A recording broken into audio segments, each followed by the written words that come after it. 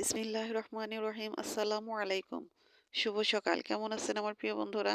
আশা করি আল্লাহর অশেষ রহমতে আপনারা সবাই অনেক অনেক ভালো আছেন। আমিও আল্লাহর অশেষ রহমতে আপনাদের সকলের দোয়ায় আলহামদুলিল্লাহ ভালো আছি।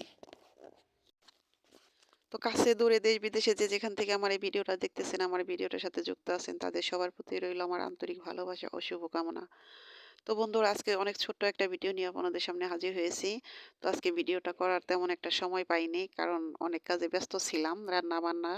তো যতটুকু পেরেছি আমি সেটুকু নিয়ে আমি আপনাদের সামনে হাজির হয়েছি, শুধু ভিডিওটা কন্টিনিউ করার জন্য। তো আপনাদের সবাইকে অনুরোধ করছি আমার এই ভিডিওটার সাথে থাকার জন্য, ফুল ওয়াচ করার জন্য। তো ভিডিও শুরুতে একটা রিকোয়েস্ট করতেছি, প্লিজ বন্ধুরা ভিডিও শুরুতে একটা লাইক দিয়ে দেন। একটা লাইক আমার কাছে অনেক মূল্যবান। আর নতুন বন্ধুদের বলতেছি, প্লিজ বন্ধুরা আমার ভিডিওটা যদি একটু কোথাও ভালো লেগে থাকে তাহলে অবশ্যই সাবস্ক্রাইব করে আমার পাশে থাকবেন। একটা লাইক দিয়ে আমার ভিডিওটা কন্টিনিউ করে যাবেন। সে লাইকের সূত্র ধরে যেন আমি আপনাদের পরিবারে পৌঁছে দিতে পারি। এই তো বন্ধুরা, দেখুন আমি সকালে যে রান্নাটা সেটাই শুরু করেছি। তো বেগুন ভাজি আর এই শাক, কালকে যে শাক তুলেছিলাম বইতা শাক, সেই শাকগুলো ভাজি করব। তো এই শাক আর বেগুন ভাজি দিয়ে সকালে ভাত খেয়ে তারপরে আবার রান্না করার জন্য রেডি হলাম। তো রান্না করব হলো মুরগির মাংস, চিতই পিঠা, সাথে হলো দুধের পিঠা, মানে দুধ চিতই যাকে বলে সেটা। তো আজকে প্রায় সারাদিন রান্নাঘরেই ছিলাম, অনেক রান্না করতে হয়েছে। তো আমি আজকে সেরকম বাইরের কোনো ভিডিও আমি আপনাদের সাথে শেয়ার করতে পারিনি। তো সারাদিন টুকিটাকি যা করেছি সেগুলো, তো তারপরও সবগুলো আর করতে পারিনি। যতটুকু পেরেছি সেটুকুই আমি তুলে ধরেছি, কারণ ভিডিওটা কন্টিনিউ রাখার জন্য।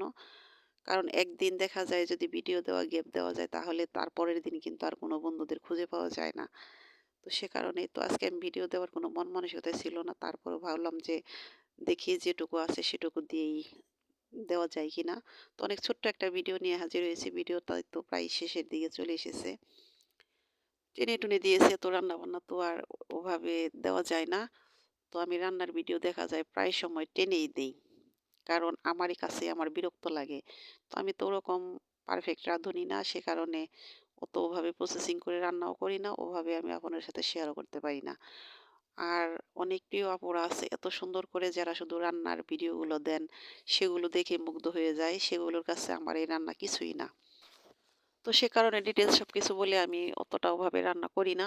তো রান্নার ভিডিওটা যদি সাথে না রাখি তাহলে আমার যে চ্যানেল করা হয়েছে সেটা কুকিং লেখা আছে সেটার জন্য দিই। তারপরও বাড়ির ভিতরে থেকে গ্রামীণ বউ কি করব? তো সেটাই, রান্না তো থাকে প্রতিদিন, তাই না? তো সেই রান্নাটুকু একটু শেয়ার করি। তো এই তো দেখুন এখানে ৭ কেজি দুধ আছে, সে দুধটা জাল করতেছি। এই দুধ দিয়েই পিঠাটা ভিজানো হবে।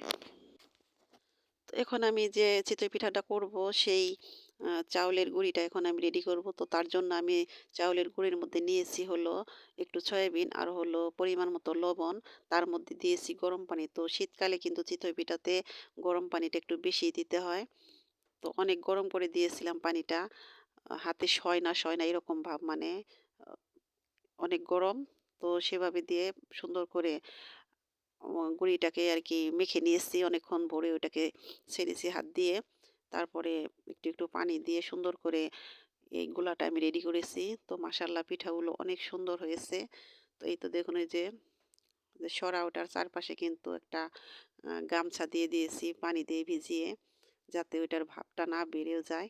সে কারণে দেখেন পিঠাটা এত সুন্দর হয়েছে, একদম সুন্দর, পারফেক্ট। পিঠাগুলো খেয়েছি তো বানানোর পর খুব সুন্দর হয়েছে। তো পিঠা বলেন যেকোনো জিনিস বানাতে গেলে, রান্না করতে গেলে যদি ভালো হয় তাহলে কিন্তু সেটা বানাতেই মন চায়। তো আমি অন্যান্য সব পিঠাই মোটামুটি ভালোই বানাতে পারি, কিন্তু চিতই পিঠাটা বানাতে গেলে আমার ভয় হয়, কারণ এই চিতই পিঠাটা বেশি আমার কাছে ভালো হয় না। তো ইদানিং দেখতেছি যে না, ভালোই হইতেছে। তো এই যে দেখেন পিঠা উঠাইতেছি আর এইদিকে আমি দুধ আর গুড়টা রেডি করে নিয়েছিলাম সেটার মধ্যে ছেড়ে ছেড়ে দিতেছি। তো বন্ধুরা, আমি কিন্তু মামার বাড়িতেই আছি। তো মামার বাড়িতে আজকে মেহমান আসবে আবার, সে কারণে এই উৎসব। তো শীতের দিনে যেই আসুক না কেন তাকে কিন্তু এই দুধ চিতই খাওয়াতে হয়। দুধ চিতই, দুধ পুলি, সেমাই পিঠা এগুলা পারফেক্ট খাবার। তো এগুলা আত্মীয়স্বজন আসলে বানাতে হয়, খাওয়াতে হয়। তার সাথে, সাথে নিজেদেরও খাওয়া হয়। বলে না যে হলো আত্মীয়স্বজন আসলে নাকি রিজিক বাড়ে, রিজিক সাথে করে নিয়ে আসে। সত্যি কিন্তু তাই। একদিকে পিঠা বানানো হইতেছে, একদিকে খাইতেছি, আরেকদিকে বানানো হইতেছে এই আরকি। তো এই পিঠা বানাইতে, বানাইতে কিন্তু একদম প্রায় সন্ধ্যা লেগে গেছিল। আমি আজকে গোসলও দিতে পারিনি। আর অন্যান্য কোনো কাজও করতে পারিনি ভিডিওর জন্য।